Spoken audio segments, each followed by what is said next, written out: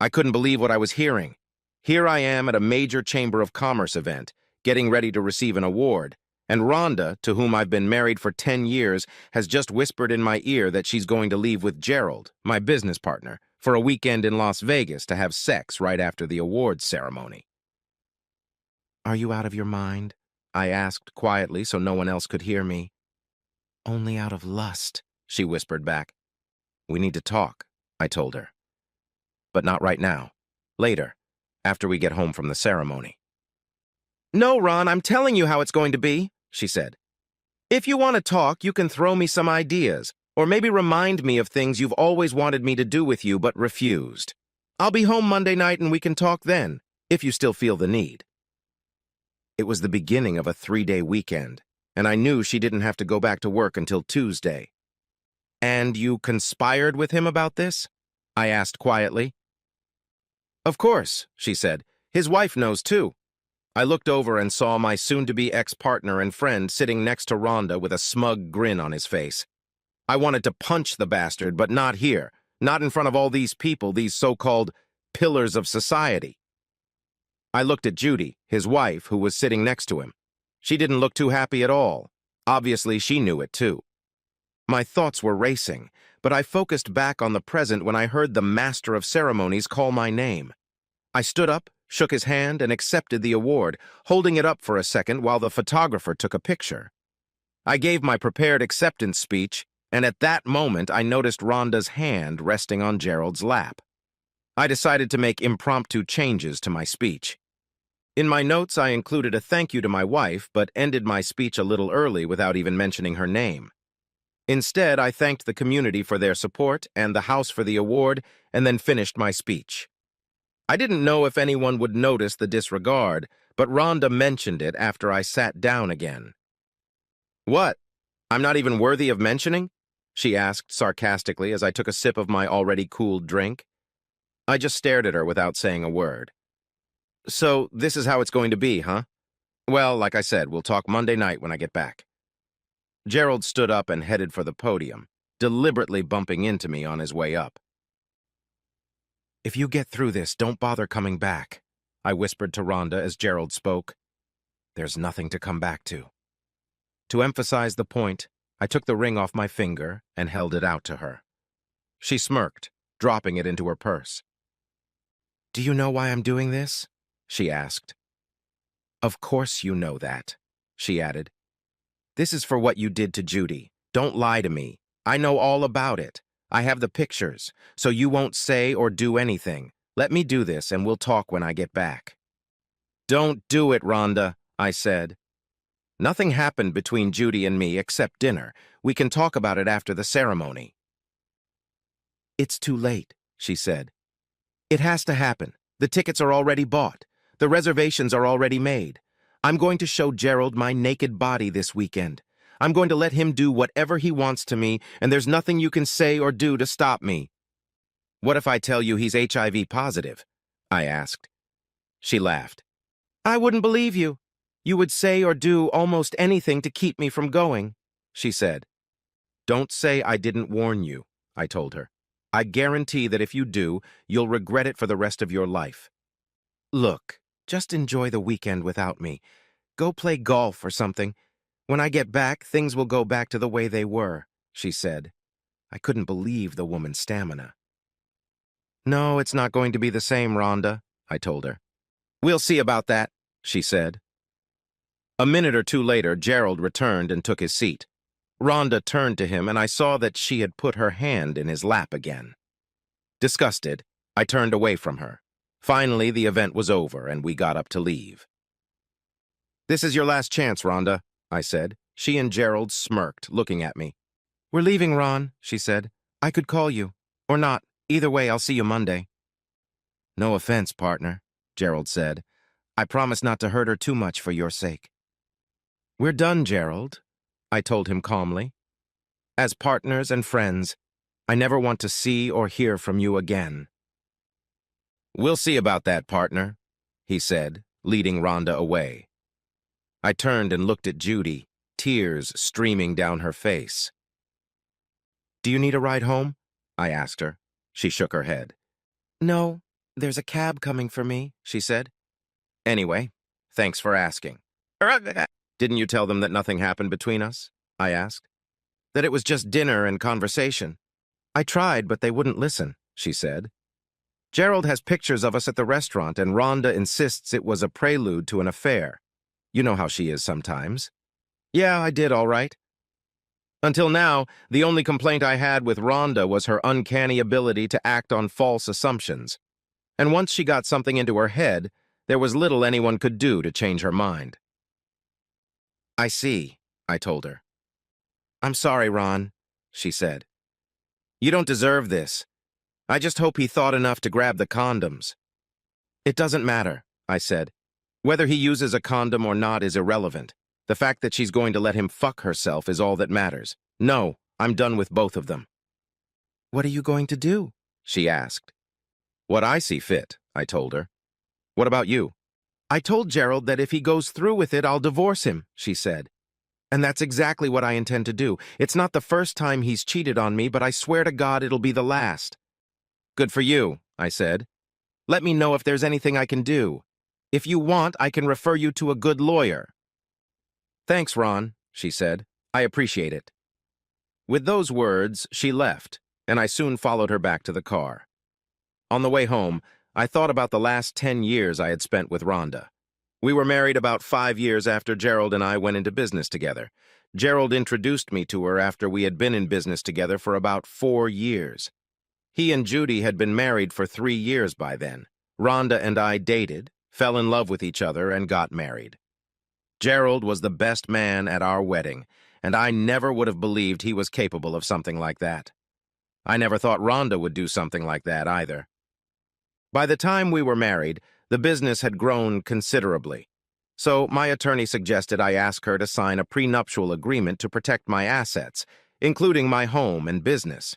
She didn't like it, but signed anyway. I made sure the agreement was fair and included a marital infidelity clause. I had a lot to do, and I didn't have a lot of time to do it. When I got home, it was still pretty early, so I called my lawyer Jim Simpson on his cell phone. Hi, Ron, he said. I thought you and Rhonda would be celebrating your award tonight. What's going on? He listened as I told him what had happened earlier in the evening. Oh my God, Ron, I'm so sorry to hear that, he said when I was done. Do you want me to start drawing up the papers? Yes, Jim, I said. I want a divorce for treason based on our prenuptial agreement, and I want you to draw up the partnership dissolution papers. When Gerald and I drafted the partnership agreement, we included a clause that said the partnership could be dissolved if one or more of the partners engaged in morally unacceptable behavior that could materially affect the operation of the business. I felt it definitely fell into that category. Are you sure about that? He asked. Yes, I said, I am. Absolutely. I want it to be reorganized as a sole proprietorship if possible. I know we talked earlier about incorporating him as a limited liability company. Maybe now would be a good time to do that. Okay, I'll look into it, Jim said. It'll take a while, though. I know, I said. But I want the partnership dissolved as soon as possible, and I want my losses minimized as much as possible. Consider it done, my friend, he said. Thank you, I said, ending the conversation. I knew that under the terms of the agreement I would have to pay Gerald something to get him to leave the company, so the less I had to give him, the better. I knew Jim could handle it for me. A couple hours later, I got a call from Rhonda. I just wanted to let you know we're at the hotel in Vegas, she said, and I'm so ready for a weekend full of hot sex. Rhonda, before you do that, you should know that Gerald is HIV positive, I said. If you go through with this, you'll regret it for the rest of your life. Stop this nonsense and come home right now. If you do, then maybe, and I really mean maybe, we can fix our marriage. Oh, Ron, she said with a laugh. Are you still doing that? Come to your senses. This is going to happen.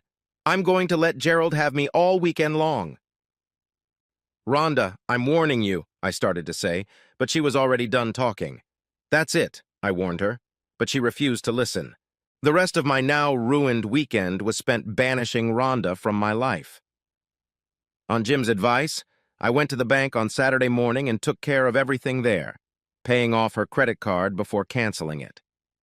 Over the weekend, I received 3 voicemails from Rhonda and several text messages. She was doing her best to piss me off. "Oh, yeah," she moaned in one of her voicemails. The other voice messages were very similar. I forwarded them all to Jim so he could use them as evidence of Rhonda's infidelity. I also forwarded them to Judy so she could use them in her divorce from Gerald. I called a locksmith and he changed all the locks on the doors. I wasn't worried about keeping the house since I had bought it before we were married, and the mortgage was in my name only. I threw all her clothes and valuables into garbage bags and stuffed them into her car, leaving enough room for her to drive. I drove the car out of the garage and left it in the driveway. I pulled out all the pictures that had Rhonda in them. I smashed the large wedding portrait that hung over the fireplace before I put the scraps inside to burn. By the time I was done, there was no evidence that she had ever been in the place. After listening to her voice messages the next morning, I called her mother and told her we needed to talk. She invited me to lunch, so I went. After eating a sandwich, she asked me what was going on, and I told her everything. I even let her listen to the voice messages Rhonda had left. By the time I was done, she was inconsolable. "That stupid, really stupid girl," she said. "I can't believe she would do something like that to you. I'm so sorry, Ron. Of course, she can stay here until she gets back on her feet, but I'm going to set her skin on fire for this." "I'm sorry too, Mom," I told her. I'd always thought of Rhonda's mother as Mom, especially since my own mother had died of a stroke a few years before. "She'll need all the help and support you can give her." "Of course," she said, "but I'm still going to put her over my knee." I grinned and gave her a hug. "Please stay in touch, Ron," she said as we broke the hug. I promised I would and walked away. She was still wiping tears from her face as I left. From there, I went to a tavern that served the juiciest burgers and enjoyed one with a couple beers. Jim called me on Monday to tell me he'd done the paperwork, so I went to his office. Everything looked good, so I paid him in advance and left. The paperwork was due in court the next day, which was Tuesday. "Where would you like her to be notified?" Jim asked. "Preferably at her workplace," I said. "She humiliated me publicly, so I think it's only fair that I return the favor." "Okay," he said before I left. That afternoon, I received a couple more voicemails from Rhonda, the last one telling me she was on her way home. I laughed heartily at that one. Gerald dropped her off around 5:30 that evening and then drove off. Apparently, he was too cowardly to face me after what he had done. I waited and heard her come out onto the porch. I could hear her fumbling over the keys, but none of them worked. Finally, she rang the doorbell. I ignored it for a few minutes, and she started pounding on the door. "Let me in, damn it!" she yelled. I got up and headed for the door. I opened it and stepped outside. She looked at me before trying to go inside, but I stopped her. "What are you doing?" "I live here too." "No, you don't," I told her. "Not anymore. You gave up that right when you left Friday night." "But I told you I'd be back and we could talk it over if you still want to," she said. "And why is my car in the driveway? Why isn't it in the garage? And what are those bags in it?" "It's all your stuff, Rhonda," I said. "Like I said, you don't live here anymore." "Look, I know you're upset," she said. "We can talk about it if you want." "I wanted to talk to you on Friday, but you weren't interested, remember?" I asked. "I practically begged you to listen to me, but you flatly refused and insisted on spending the weekend with Gerald." "That's right," she said. "Since you screwed his wife, I figured I deserved a little revenge." "And what proof do you have that I had sex with Judy?" I asked. "Show me." She pulled out her phone and showed me a picture of me and Judy sitting at a table in a restaurant. "What is that?" she asked. "It's 2 people talking over dinner," I said. "There's no sex in that picture, and nothing happened between Judy and me. For that matter, I've never been with another woman since you and I got married." "Then why did you have dinner with her?" Rhonda asked. "Of course you expected something after that." "There you go, starting to make false assumptions again," I said. "What are you talking about?" she asked. "That's what I wanted to talk to you about on Friday, but you refused to listen to me," I said. "Tell me, did Gerald ever use a condom this weekend?" "Of course not," she said. "You know I hate condoms." "I see," I said. "So you were planning to kill me?" I said. Her eyes widened. Of course not, she said. Where did you get that stupid idea? Do you remember a few months ago when he said he wasn't feeling well? I asked. That was just a few weeks after he'd gotten back from his trip back east. Yes, I remember, she said. I advised him to go to the doctor and get checked out, I told her. He never told me what the doctor said, but Judy found out that he tested positive for HIV. You want to know how she found out? I'll tell you. She found out because he infected her. She just recently tested positive. That's what we talked about at dinner that night. At the time he infected her, he didn't know he had it. But he sure as hell knew it last weekend when he slept with you. I handed her a copy of Gerald's test results that Judy had given me the night we had dinner. Rhonda's face turned white and her eyes widened. I even told you about it on Friday, but you refused to listen. Oh my God, she said, feeling nauseous. You were telling the truth. I'm going to be sick. She bent in half and threw up right in the front yard. I stood and watched as she threw up several times in the front yard. When she was done, she looked at me fearfully. I'm going to die, aren't I? She asked. I shrugged my shoulders. I'm not a doctor, so I don't know, I said. Judy said her doctor told her that it's not a death sentence like it was a few years ago, but it's still pretty severe. Anyway, I suggest you go see Dr. Barnes first thing in the morning and let him know. Ask him to run some tests on you. Maybe if he can catch it early enough, he can do something about it. But I know for a fact that our marriage is over. Where am I going to go? She asked, tears streaming down her face.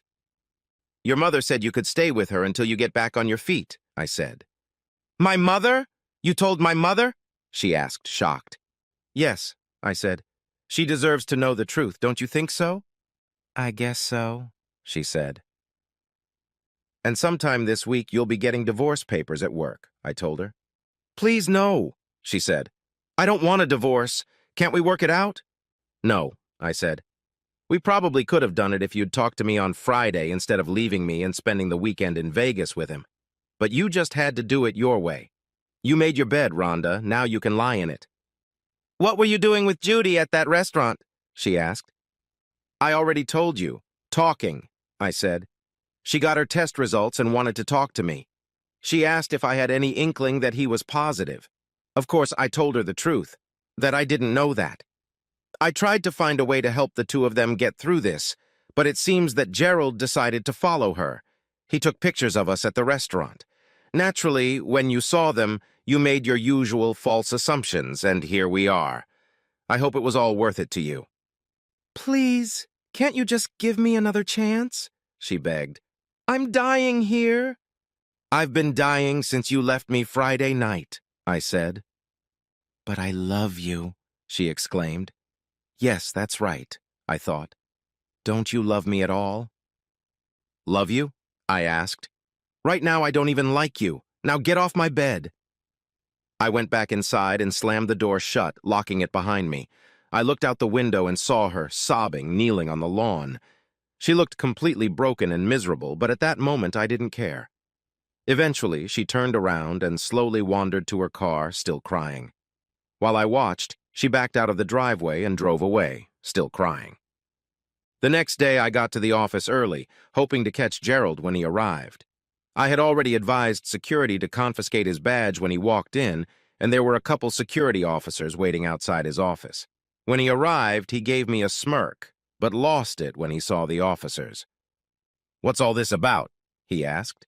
They're here to confiscate your badge and make sure you don't take any of the company's property with you when you leave, I told him.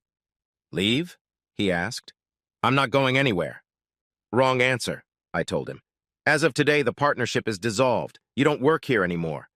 That's bullshit, he said. You can't do that. Read the agreement we both signed, I said, throwing a copy on his desk.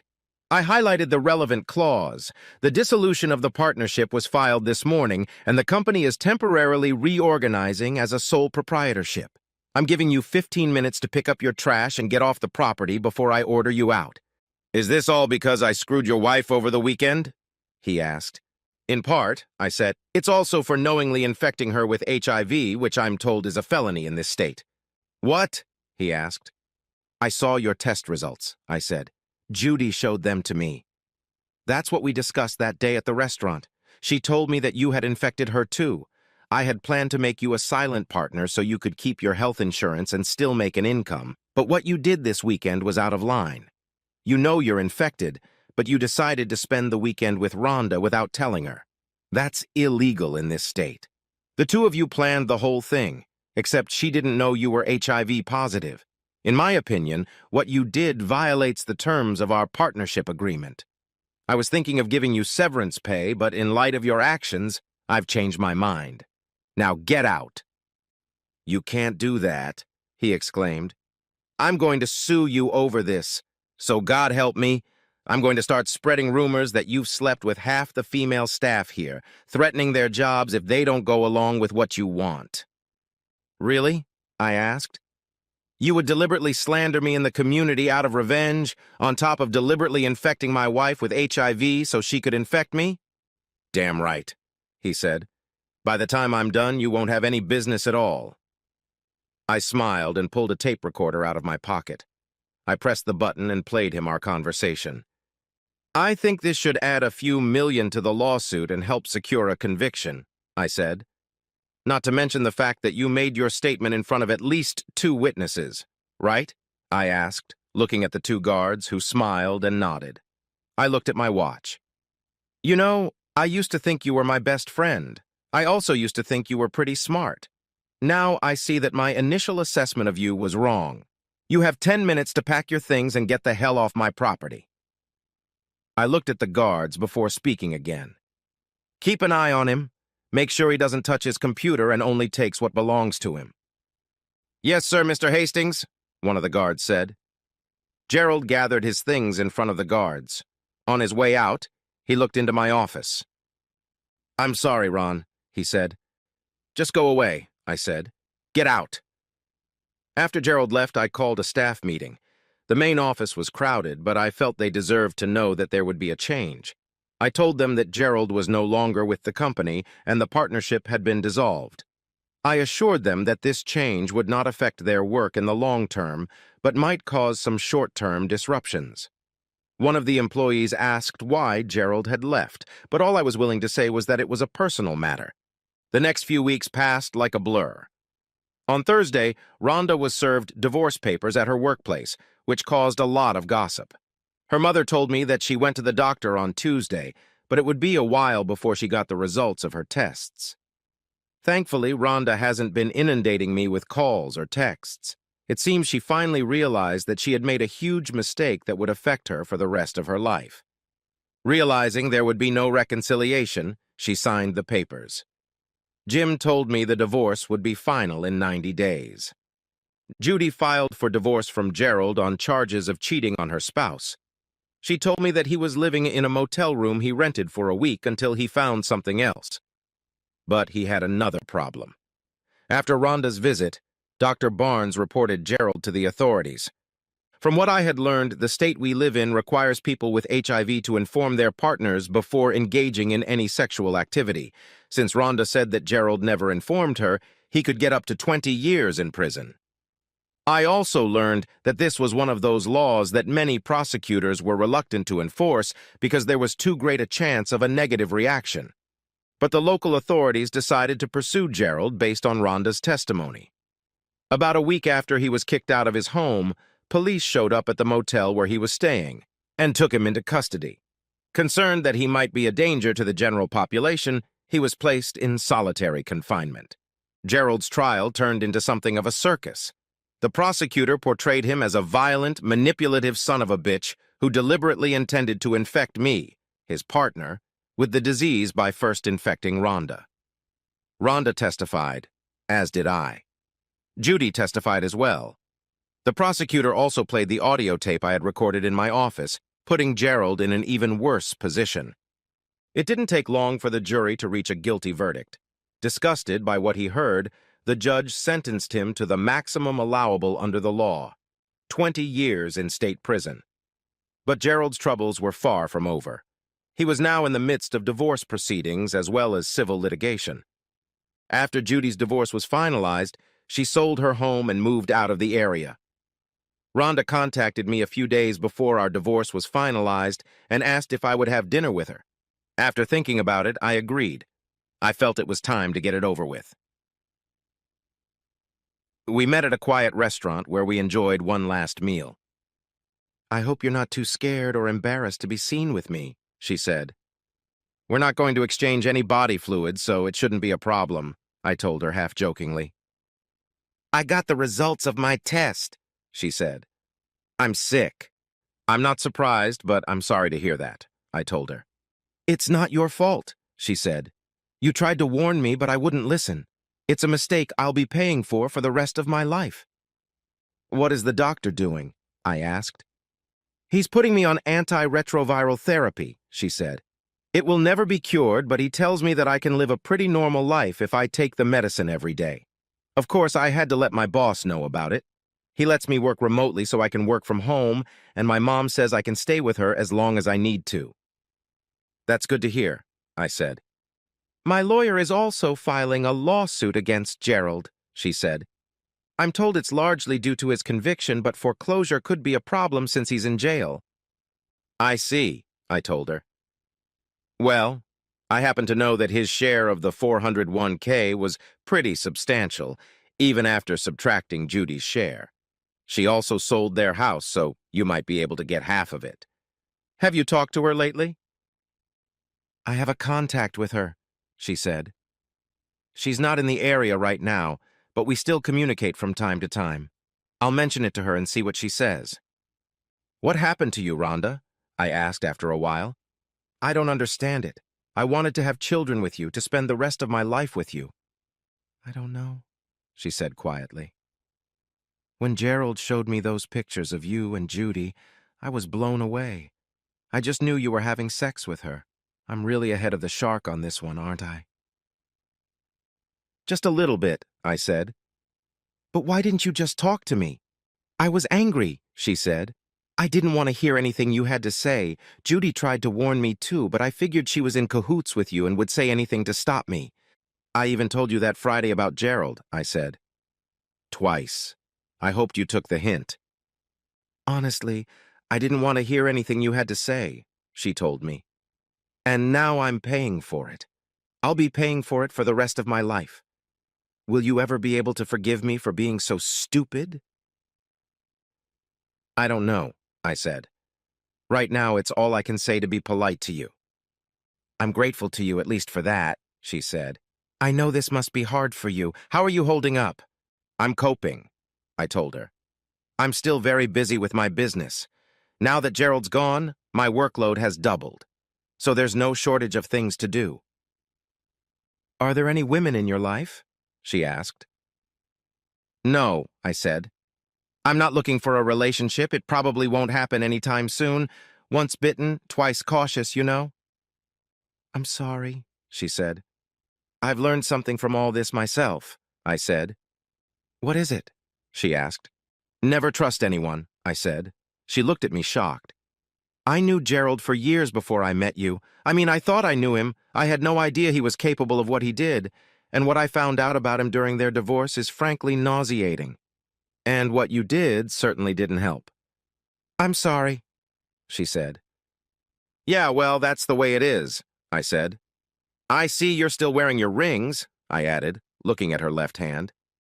"Technically, we're still married," she said. "At least for a few more days. If you want them back, you can have them, but I was hoping you'd let me keep them." "I don't need them," I said. "I'd just take them off and sell them anyway. Why would you want them?" "As a reminder," she said, "of something I once had and then threw away." "They're yours," I said. "Do what you want with them." "Thank you," she said quietly, a tear rolling down her cheek. "I'd better go now," I said. "I have a lot to do tonight. Say hi to your mom for me and good luck." "I will," she said. "And thanks, Ron. I'm really sorry about all this." "Yeah," I said, standing up. "Me too, Rhonda. Goodbye." I heard her sobbing as I walked away.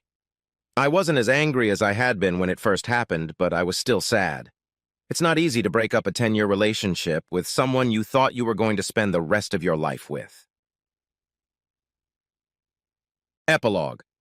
Work progressed, and within a year things had settled down to a steady rhythm. I had a lot of opportunities, but I chose not to date or have a relationship. I still had serious trust issues after what Rhonda and Gerald had done. For me, life consisted of working, eating, and sleeping. I had no personal life at all. A year and a half after my divorce, Denise, my secretary, introduced me to her younger sister, Angela, at a corporate event.